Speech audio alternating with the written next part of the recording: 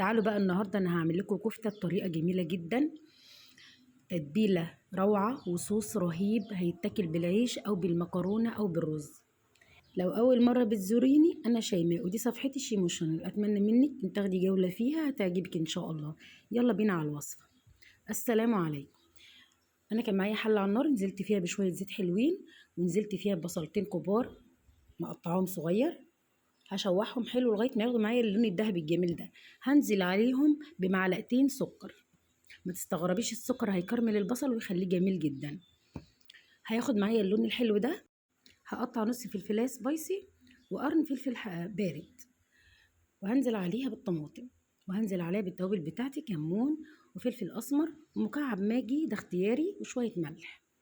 تعالوا بقى نحضر الكفته. كان معايا نص كيلو لحمه مفرومه، وكان معايا قطعه دهن فرمتها كويس، معلقه بيكنج باودر صغيره، وحته زبده. حته الزبده بتخليها جميله جدا. انا عشان الوقت كنت ناقعه شويه فول صويا حوالي كوبايه صغيره، فرمت مع بصلايه متوسطه وقرن فلفل بارد.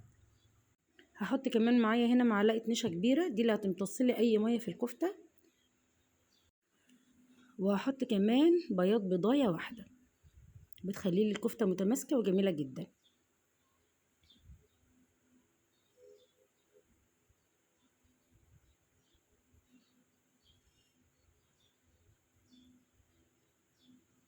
هعجن بقى في الكفته دي كويس، او عايزه تحطيها في الكبه تاني تديها فرمه مع بعض تاني بيبقى افضل. انا هنا هعجنها بايدي، للي ما عندوش كبه عجنيها كويس ما يقلش عن 10 دقايق. هنا انا كنت نسيت احط التوابل، حطيت فلفل اسمر وحطيت شويه ملح برضو ما تكتريش، ونص مكعب مرقه ماجي او مرقه لحمه متوفر عندك، بيديها طعم جميل جدا. هعجنها كويس لغايه ما تطلع الخيط بتاعتها كده، وهحطها في التلاجة شويه تتشمع وبعدين ابقى اصبعها. هنا انا كنت حاطه شويه صلصه، معلقتين صلصه على شويه كاتشب صغيرين، وحاطه شويه ملح وشويه فلفل اسمر في الطبق، لان انا مش بصفي البصل من الميه بتاعته، بخلي الميه فيه والنشا هي اللي بتمتصلي كل الميه عشان بتديها طعم جميل جدا ميه البصل. فهنا انا كنت عامله صلصه على شويه كاتشب وفلفل اسمر وملح وشويه زيت صغيرين، وعامله فرشه هنا جميله جدا في الصينيه. الصوص ده بقى ينفع تكليب على الرز او تكليب العيش، شويه بصل حلقات بملح وفلفل، وعليهم طرنشات طماطم مش كتير، وعليهم فلفل بارد، او عايزه تحطي سبايسي زي ما انت عايزه، بس بتبقى جميله جدا وخطيره. هصبع هنا الكفته، وهكون مشغله الفرن مسبقا. هحطها على الشبكه وبشغل الشوايه معاها، بتستوي على طول وما بتنشفش، بتاخد لون من فوق وبتستوي بتشرب ميتها وما بتنشفش، تبقى جميله جدا.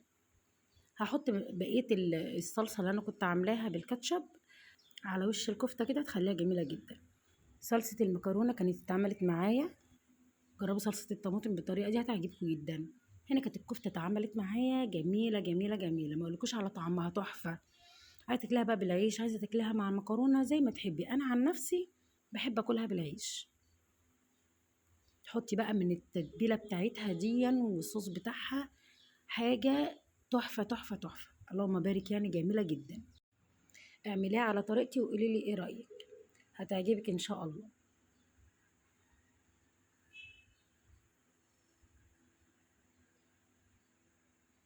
المكرونه كنت عاملاها كانت جميله جدا، بسم الله ما شاء الله. البصل فيها طعم مكرمل ومسكر وجميل قوي. ممكن تاكلي جنبها مخلل، وممكن تعملي سلطه طحينه او سلطه بابا غنوج، بتبقى جميله جدا. الكفته عندي متماسكه قوي وطريه من جوه، واللهم بارك جميله قوي. دمتم في رعايه الله وحفظه. السلام عليكم ورحمه الله وبركاته.